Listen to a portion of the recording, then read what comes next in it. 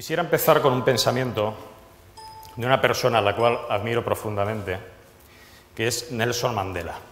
Él decía que parece que sea nuestra luz más que nuestra oscuridad lo que más nos asuste.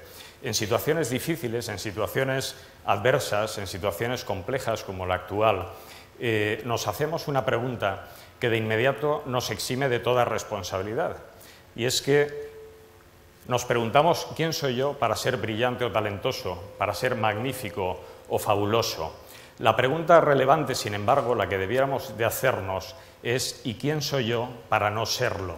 Yo creo que esta es una pregunta clave que todos deberíamos formularnos en un momento en el que precisamente necesitamos encontrar lo mejor de nosotros mismos y también de los demás. Es una pregunta que de inmediato nos cargaría de responsabilidad y nos invitaría a la acción y al compromiso. Hemos venido aquí para hablar de liderazgo, de talento y de equipo. Fíjense, si queremos hablar de liderazgo, Nelson Mandela sin duda es una gran referencia.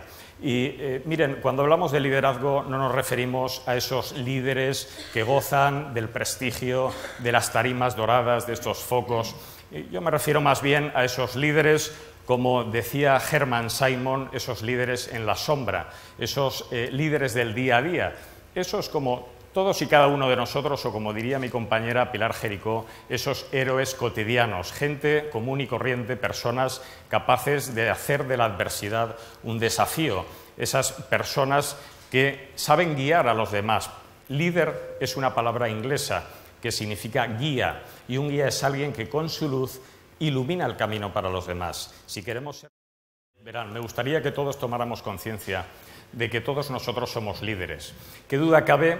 Ustedes lo saben, de que todos lo somos en el ámbito de lo profesional, la mayoría de nosotros, ¿verdad?, lo somos en el ámbito de lo profesional, pero me gustaría que reflexionaran sobre esto. Todos nosotros somos líderes en el ámbito de lo personal, porque ser líder es ser una referencia, y todos nosotros somos padres, somos hermanos, somos compañeros, somos amigos, todos somos una referencia para muchas otras personas que desean obtener lo mejor de nosotros mismos para ayudarles cada día en circunstancias adversas como las que nos encontramos. Por tanto, el liderazgo, suelo decir que es para la empresa, pero también para la vida. El liderazgo es algo que merece la pena cultivar. Yo les animo a que lo hagan, a que trabajen conscientemente cada día en sus organizaciones su liderazgo.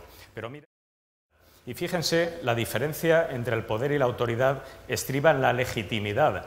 ¿Qué duda cabe, piénsenlo, de que el poder es legal, pero la autoridad es legítima y admirable a mi juicio? ¿Qué duda cabe de que el poder es capaz de mover manos, pero la autoridad, miren, la autoridad es capaz de mover corazones? Y hoy en día, hablo de gestionar emociones, hoy en día necesitamos mover corazones porque es lo único que nos puede ayudar a desarrollar el valor más importante que tenemos, el valor que tenemos que alcanzar en nuestras empresas y en nuestras vidas, que es el valor del equipo. Un valor, fíjense, que afirmo, aún no hemos descubierto en toda su dimensión, por cuanto aún no nos hemos descubierto a nosotros mismos como personas. Miguel de Cervantes tuvo que plantearse en un momento de su vida una cuestión importante.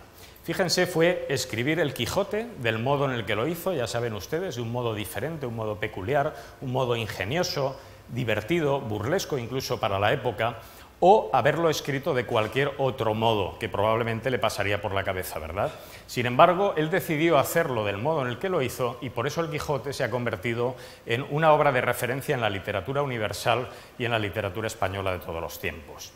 Podríamos hablar de Einstein, por ejemplo. Einstein, por su parte, tuvo que tomar una decisión importantísima en su vida, que fue dedicarse a tareas más o menos sencillas, como el trabajo que desempeñó en la Oficina de Patentes y Marcas de Berna, o dedicarse a una tarea tan ardua y difícil como es la investigación en el campo de la física. Finalmente decidió esta segunda opción y ello le llevó a ser considerado como el científico más importante del siglo XX.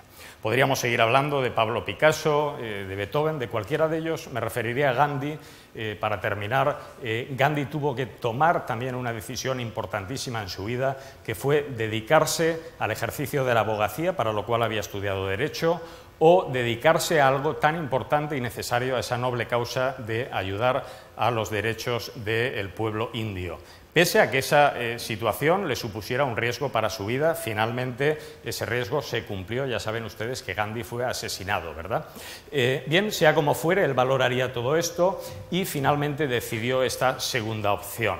Por eso Gandhi ha sido considerado como uno de los líderes más influyentes de todos los tiempos. Volviendo a la pregunta clave que yo les había preguntado, ¿recuerdan cuál era? ¿Qué tienen en común todos y cada uno de ellos? Fíjense, yo les diría que todos ellos supieron escoger.